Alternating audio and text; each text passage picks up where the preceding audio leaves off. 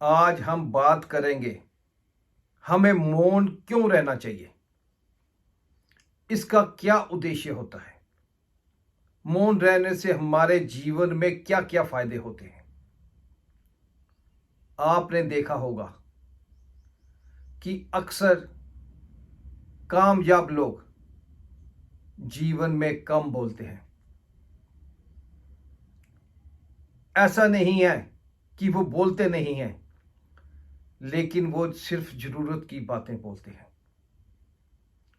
बाकी समय वो मौन रहते हैं, समस्याओं से निपटने के बारे में बातें करते हैं, जीवन में आगे कैसे बढ़ना है उसके बारे में सोचते हैं। कोई भी काम, कोई भी फैसला जल्दबाजी में नहीं लेते हैं। मौन रहकर, सोच समझकर, विचार करके वो जीवन में आगे बढ़ते हैं। मैं आपको एक सुनाता हूं पुरानी बात। पुराने जमाने में अक्सर लोग घर से बाहर काम काज के लिए जाते थे और उनका आना जाना भी पैदल या घोड़ा गाड़ी वगैरह होती थी। इसी तरह चार दोस्त प्रदेश में गए हुए थे। उन्होंने कुछ साल गुजारने के बाद जब धन इकट्ठा कर लिया तो उन्होंने वापस अपने गांव में आने का सोचा, तो वो पैदल ही चढ़ पड़े। रास्ते में आते आते उनको रात हो गई,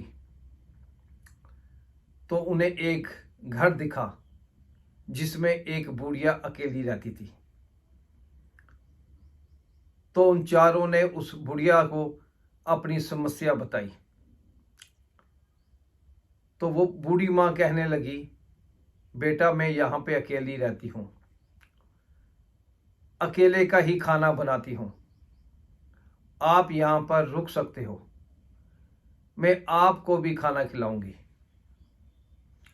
और वो चारों खुशी खुशी वहां पे रुक पड़े। जब रात हुई तो उन्होंने कहा, चारों ने ये फैसला किया कि हमारे पास काफी धन है और सभी के पास अलग अलग पड़ा हुआ है, क्यों ना हम इसे इकट्ठा करें और एक पोटली बनाएं। उन चारों ने अपना अपना धन इकट्ठा किया और एक पोटली बनाई और उस बूढ़ी माँ के पास पहुंचे और कहने लगे, माँ ये हमारा धन है, आप इसे संभाल कर रख दीजिए, हम चारों मिलकर आपको ये पोटली दे रहे हैं, और जब चारों आपसे ये पोटली लेने आएंगे तो आप हमें ये पोटली दे देना। चारों में से कोई भी अगर कम हो तो फिर पोटली नहीं देना। बूढ़ी माता बोली, ठीक है। दूसरे दिन जब सुबह हुई तो उन्होंने फैसला किया कि रात को उस बूढ़ी माता ने हमारा बहुत अच्छे ढंग से स्वागत किया है, क्यों ना हम इसके खेतों में थोड़ी देर काम कर लें। वो चारों पास में ही माता के खेत में काम करने लगे। उनके एक साथी के दिल में बेईमानी आ गई। वो सारा धन अकेला ही हड़पना चाहता था।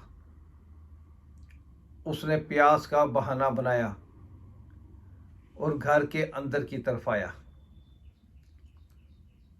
तो बाकी साथी कहने लगे, पानी पीकर हमारे लिए भी पानी लेते आना। तो वो शख्स घर के अंदर आता है और बूढ़ी माँ को बोलता है कि मुझे हमारी पोटली दे दो। जब माता उसे बताती है कि जब तक आप चारों नहीं आओगे, जब अपनी सहमति नहीं दोगे तो मैं ये पोटली नहीं दे सकती। तो वो शख्स घर के अंदर से ही आवाज देता है, मैं लाऊं? तो वो कहते हैं हाँ इसको दे दो। वो तीनों सोचते हैं कि वो पानी के लिए कह रहा है, लेकिन वो आदमी पोटली लेता है और वहां से चला जाता है। जब कुछ देर के बाद वो बाकी तीन देखते हैं कि उनका साथी अभी तक नहीं आया, तो वो घर के अंदर आते हैं और जब उन्हें पता चलता है कि वो पोटली लेकर भाग गया, तो सारे बूढ़ी माता को यही कहते हैं कि जब हमने आपको बोला था कि आप चारों इकट्ठे आएंगे तो उनको ही देना है, उनको ही ये पोटली देनी है, तो आपने उसे अकेले को पोटली क्यों दे दी?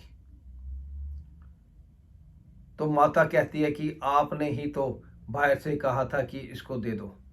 वो तीनों नाराज होकर वहां से चला जाते हैं और राजा के पास शिकायत करते हैं कि हमारा धन हमें दिला दिया जाए। राजा उस बूढ़ी मां को बुलाते हैं और उससे सारी बात करने के बाद कहते हैं कि जब इन्होंने बोला था कि ये चारों तुम्हारे पास आएंगे तब ही तुम ये पोटली देना, तो तुमने उस अकेले को पोटली दे दी। इसमें सारी गलती तुम्हारी है। अब तुम ही इन बाकी तीनों को भी इनके हिस्से का पैसा दोगी। तो बूढ़ी माँ रोने लगती है कि मैं इतना पैसा कहाँ से लाऊंगी और इनको दूंगी। तभी उसे ख्याल आता है कि हमारे गांव में एक संत हैं जो हर समस्या का हल दिखाते हैं। तो वो उनके पास जाती है, अपनी सारी कहानी बताती है। तो संत जी आंखें बंद करके बैठ जाते हैं। कुछ देर के बाद कहते हैं कि महाराज का फैसला गलत है, तुम्हें कुछ नहीं होगा, जाकर महाराज को बता दो। तो वो औरत राजा के पास जाती है और कहती है कि संत जी ने कहा है कि आपका फैसला गलत है। राजा को गुस्सा आता है और वो संत जी को बुलाता है। वो कहता है आप तो ज्ञानी आदमी हैं, आपने मेरे फैसले को गलत बताया, बताइए ये फैसला गलत क्यों है? तो संत जी कुछ देर सोचते हैं, फिर कहते हैं महाराज आपने जल्दबाजी में यह फैसला किया, आपने गहराई से इस केस के बारे में सोचा ही नहीं। तो राजा कहते हैं ठीक है, आप ही बताइए क्या फैसला होना चाहिए। वो संत बोलते हैं महाराज चारों ने वो पोटली इस औरत को दी थी, तो यही कहा था कि जब तक हम चारों तुम्हारे पास नहीं आएंगे तुम ये पोटली नहीं देना। इन्हीं के एक साथी ने बेईमानी की और वो पोटली लेकर भाग गया। अब ये मां इनको पोटली देने को तैयार है, लेकिन ये उनको पोटली तभी देगी जब ये चारों इकट्ठे इसके पास आएंगे। राजा एकदम से हैरान होता है और सोचता है कि ये कैसा फैसला, ये कैसे हुआ, मैंने तो इतना गहराई में सोचा ही नहीं। ये सारा कसूर तो उस बेईमान का है, इन तीनों के उस चौथे साथी का है जिसने बेईमानी से ये पैसा हड़प लिया है। तो ये सजा इस बूढ़ी मां की जगह उसको मिलनी चाहिए। राजा अपना फैसला सुनाता है उन तीनों को जो वहां पर मौजूद रहते हैं कि आप जाइए और अपने चौथे साथी को लाइए, तभी आपको बूढ़ी मां ये पोटली देगी। सभी लोग वहां पर बड़े खुश होते हैं और कहते हैं कि संत जी के पास कोई शक्तियां हैं जो इन्हें ये फैसले लेने में मदद करती हैं। सो संत जी सोचते हैं, फिर कहते हैं कि मेरे पास कोई शक्ति नहीं है, मौन रहने की शक्ति है, क्योंकि मौन रहकर मैं समस्याओं के बारे में सोचता हूं। मेरे पास जब कोई समस्या आती है तो मैं मौन रहकर उसका हल ढूंढता हूं। और क्या क्या हो सकता है, मैं उस सब पर विचार करता हूँ। और जब मुझे पूरी तसल्ली हो जाती है तो मैं अपना फैसला सुनाता हूँ, ताकि सामने वाले को समस्या का समाधान मिल सके। मौन हमारी जिंदगी पर सीधा असर डालता है। महाराज ने जल्दबाजी में लिया फैसला इस औरत के जीवन को बदल सकता था। जीवन में सही फैसले लेने के लिए हमें अंदर से मौन होना पड़ेगा। हमारे फैसले हमारी जिंदगी की दिशा तय करते हैं।